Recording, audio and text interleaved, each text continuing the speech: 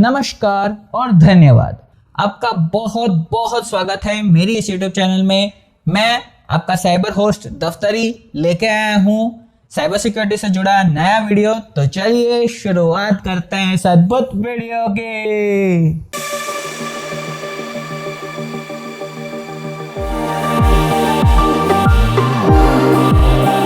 हमें जो सारे सवाल भेजे गए हैं वो सारे सवाल हमें विभिन्न माध्यमों से मिले हैं। तो चलिए दोस्तों, अब हम चलते हैं पहले सवाल की ओर, जो कि हमें पूछा गया है मिस्टर रॉकी के द्वारा।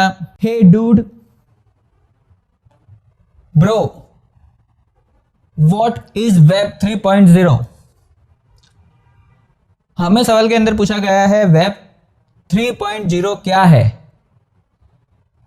वेब 1.0 एक ऐसा प्लेटफॉर्म था जिसके अंदर इंटरनेट शुरू हुआ था, जहां पर हम सिर्फ चीजें पढ़ सकते थे और एक पेज से दूसरे पेज के अंदर हम शिफ्ट हो सकते थे। उससे ज्यादा हम कुछ कर नहीं पाते थे। ऐसा था जैसे डिजिटल न्यूज़पेपर हो और वो सिर्फ और सिर्फ पेज पलटने या किसी और पेज पे जाने या दूसरे पेज से वापस अपने पेज पर आने के लिए और थोड़ी इंफॉर्मेशन सर्चिंग के लिए ही इसका इस्तेमाल किया जाता था। अब आ सकते हैं हम वेब 2.0। अब ये वेब 2.0 क्या है? ये वेब 2.0 ऐसी चीज है जो सोशल मीडिया साइट्स हैं जैसे कि फेसबुक, इंस्टाग्राम, ट्विटर, यूट्यूब, जहां पर बहुत सारे लोग फोटोज वीडियोस बनाकर शेयर करते हैं। आप यूट्यूब पर वीडियो भी बनाकर शेयर कर सकते हैं। इस चैनल को सब्सक्राइब भी करें और लोगों को फॉलो भी कर सकते हैं ताकि नई टेक्नोलॉजिकल चीजें आपको जानने में आसानी रहे। अभी वेब 3.0 के बारे में आप सब ऑनलाइन पढ़ रहे होंगे या उसके बारे में आप सोशल मीडिया पर आपने देखा होगा वगैरह वगैरह। अब हम देखते हैं वेब 3.0 क्या है।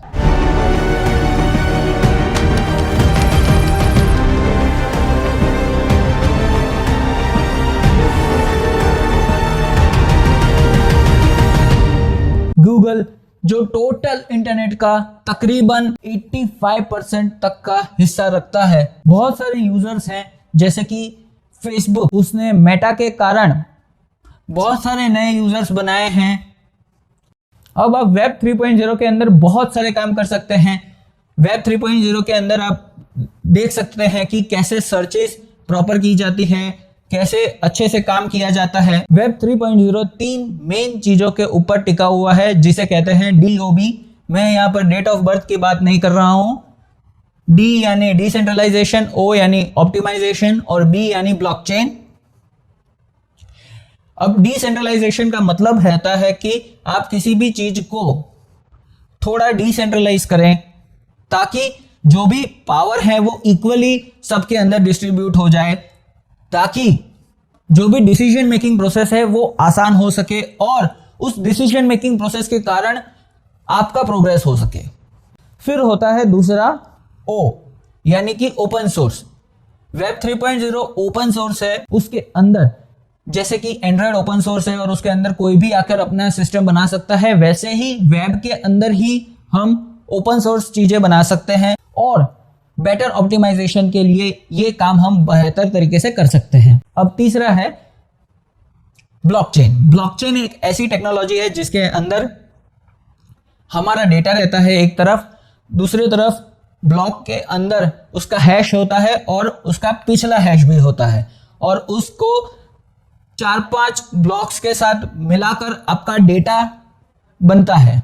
इसे ब्लॉकचेन कहते हैं और ताकि आपका डेटा सिक्योर रहे और उसे कोई आसानी से हैक ना कर पाए। अब वेब 3.0 को बेहतर तरीके से समझाने के लिए इथेरियम जो बिटकॉइन है उसके जो को-फाउंडर है वो कुछ कहना चाहते हैं, तो हम पहले उन्हें सुनते हैं। Web 3 is really about allowing people to come together and coordinate their efforts for something greater than the sum of its parts. अभी हम सबने सुना कि इथेरियम के को-फाउंडर ने वेब 3.0 के बारे में क्या कहा।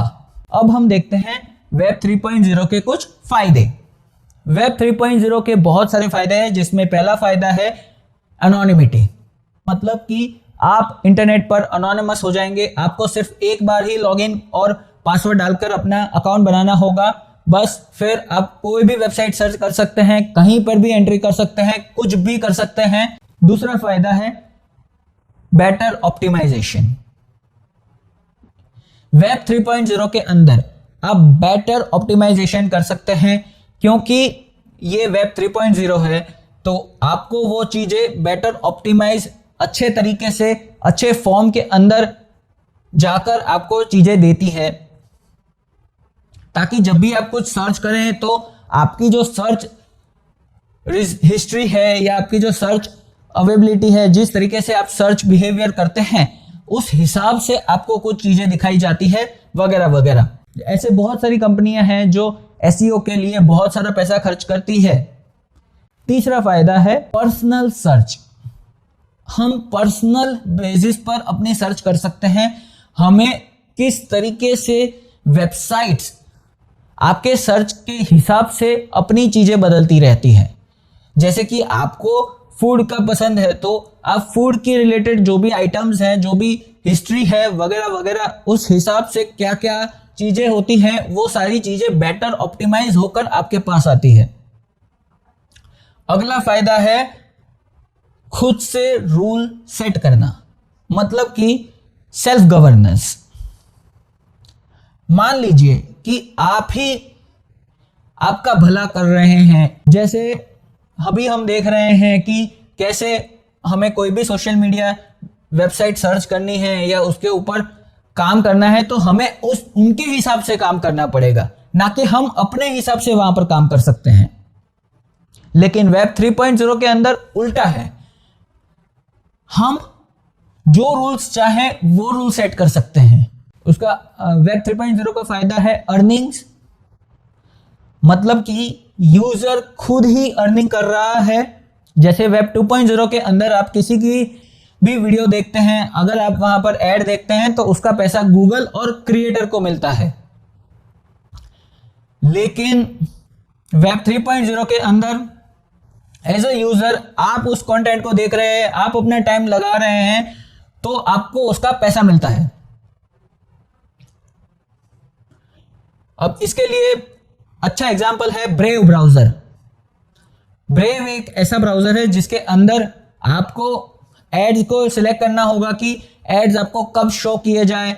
उस हिसाब से ब्रेव पॉइंट्स देता है आपको, और आप उस पॉइंट्स के रिडीम करके कुछ पैसे अर्न कर सकते हैं, और वो आपको बिटकॉइन के फॉर्म में पैसे देता है। और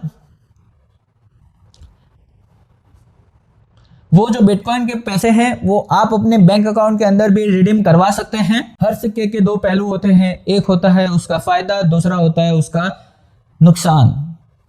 अब हम उसका नुकसान देखते हैं कि वेब 3.0 से नुकसान क्या होता है। अब वेब 3.0 डिसेंट्रलाइज्ड है और उसका कोई सोर्स नहीं है, उसका कोई हेड नहीं है, तो उसे कौन कंट्रोल करेगा उसके बारे में कोई भी इंफॉर्मेशन अभी अवेलेबल नहीं है। हमें उसे सेंट्रलाइज करना पड़ेगा ताकि हम उसे आसानी से ऑप्टिमाइज कर पाए, उसे अच्छे तरीके से चला पाए, उसे अच्छी तरीके से रेगुलेट कर पाए।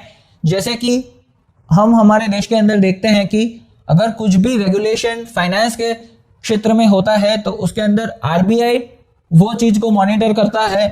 उसी हिसाब से इस वेब 3.0 के लिए कोई आरबीआई होना चाहिए ताकि उसको अच्छे तरीके से मॉनिटर और ऑडिट कर सके। दूसरा है सेंसरशिप। मैंने कहा कि वेब 3.0 के अंदर कुछ सेंसरशिप्स की प्रॉब्लम्स हैं, क्योंकि इसके अंदर अगर हम सबको अलाउ करते हैं और सेल्फ गवर्नेंस के कारण सेंसरशिप को मिनिमलिस्टिक किया जा सकता है, और सेंसरशिप घटने के कारण इसका भी शायद आपको नुकसान भी हो सकता है। अभी वेब 3.0 आया नहीं है, उसके बारे में थियरीज आ चुकी है, उसके बारे में अभी सोचा जा रहा है कि वेब 3.0 मार्केट के अंदर आ सकता है। मैं आशा करता हूं आपको आपके सवाल का जवाब मिला होगा। अब हम चलते हैं इस वीडियो के अगले भाग की ओर, जो कि है टेक न्यूज।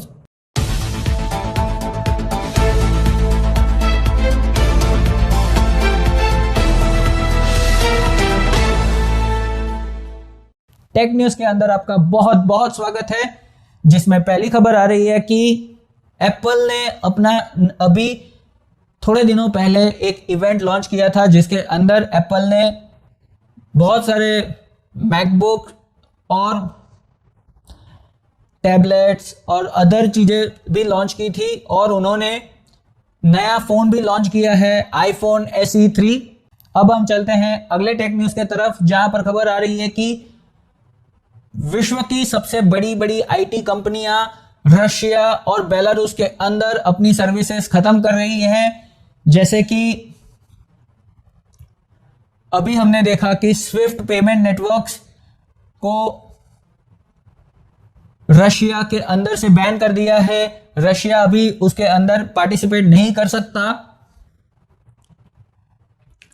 फिर बम्बल एक ऐसी डेटिंग एप्लीकेशन है जहां पर रशिया के और बेलारूस के जितने भी अकाउंट्स थे उस सबको डिलीट कर दिया है।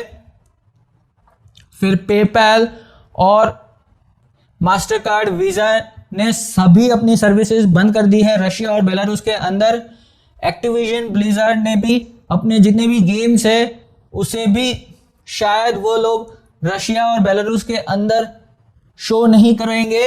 अब हम चलते हैं अगले टेक न्यूज़ के तरफ, जहां पर खबर आ रही है कि हमारे परिवहन मंत्री श्री नितिन गडकरी जी ने कहा है कि हमें टेक्नोलॉजिकल कंपनीज चाहिए जो ईवी ट्रांसपोर्टेशन के अंदर भारत को आगे बढ़ा सके और भारत का कद विश्व के अंदर ऊंचा कर पाए। अब हम चलते हैं अगले टेक न्यूज़ के तरफ, जहां पर खबर आ रही है कि RBI ने पेटीएम के पेमेंट बैंक को बंद कर दिया है। अब ये जो पेटीएम का नया पेमेंट बैंक है उसे RBI ने अगले ऑडिट तक बंद कर दिया है, ताकि जब तक कोई भी वो चीज का ऑडिट ना हो कोई भी यूजर नया रजिस्टर नहीं कर पाएगा।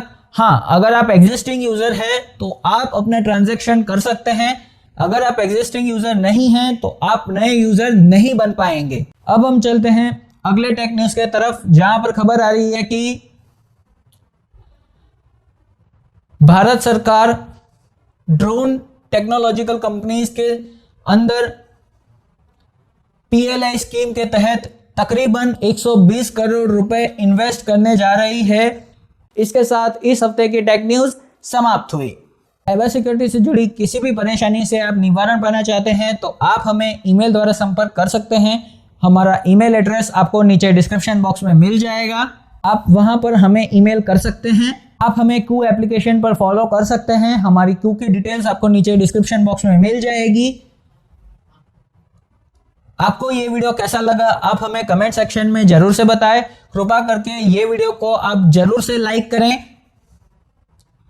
आप ये वीडियो को अपने दोस्तों और परिवारजनों के साथ जरूर से शेयर करें। इसके साथ साथ आप चैनल को सब्सक्राइब करें, उसके बाजू में जो बेल नोटिफिकेशन है उस पर क्लिक करके ऑल पर सिलेक्ट करें, ताकि जब भी हम ऑनलाइन आएंगे आपको हमारे वीडियोस की नोटिफिकेशन मिल जाया करेगी।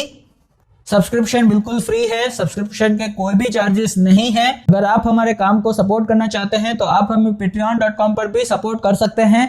हमारे patreon.com के लिंक आपको नीचे डिस्क्रिप्शन बॉक्स में मिल जाएगी। आप इस वीडियो के अंत तक बने रहे इसलिए आपका बहुत बहुत धन्यवाद। मैं मिलता हूं आपसे अगले वीडियो में, तब तक के लिए नमस्कार।